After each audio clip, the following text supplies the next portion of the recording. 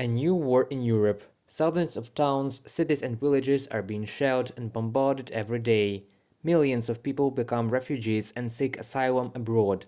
6 months ago, such news would have seemed nonsense to most of the people in the world.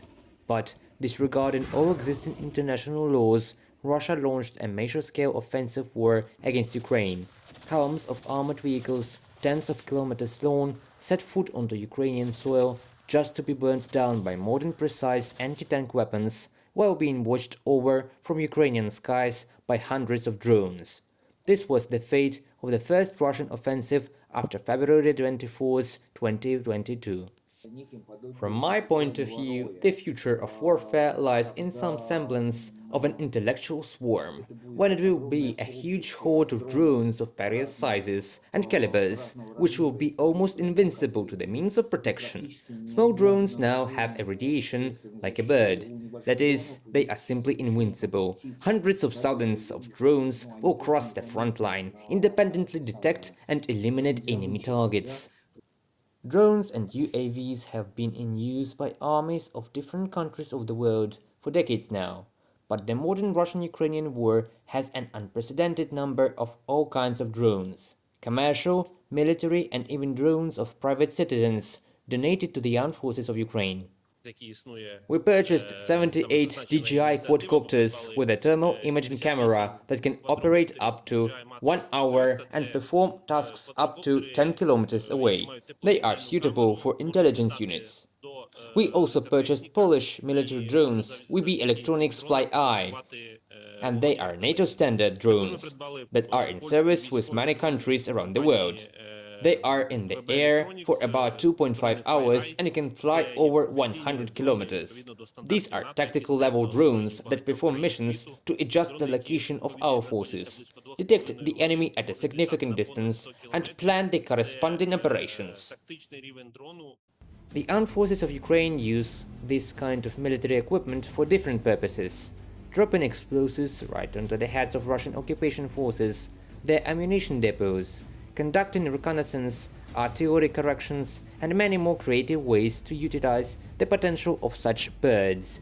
And the Ministry of Digital Transformation of Ukraine, with the State Service for Special Communications and the charity project United 24, started a project called the Army of Drones to supply the defenders of Ukraine with UAVs in full stock. Our plans are such that it is necessary to develop Ukrainian producers. We already cooperate with many companies. There are even companies whose orders for the future amount to as many as 200 birds. This is an order for about 1.5 years ahead. In order to protect our military, we really changed the firmware of our drones. They work exclusively on the Ukrainian custom firmware, which makes it impossible to intercept either the video channel or the radio control for the enemy. Modern warfare has been happening every day for half a year now in Ukraine, and it's not science fiction with laser guns, combat droids and space wizards wielding lightsabers. It's about people defending their homes and loved ones from an aggressor which intends to destroy everything in Ukraine and then go further on into Europe. Despite the horrors of the First and Second World Wars, the number of civilian casualties during these conflicts is much lower than it was in previous conflicts, when the entire population was slaughtered, and so on. In the wars of future, the percentage of accidental deaths among civilians will, I hope, be much less. The current realities are such that an aggressor who unleashes a war with a very high degree of probability loses it, because all other countries unite against him. On the example of Russia, we see that no other country in the world has yet been subjected to such a volume of sanctions as Russia. This war in Ukraine is a war of survival for an entire nation, and it's crucial for the future security in Europe and the whole world.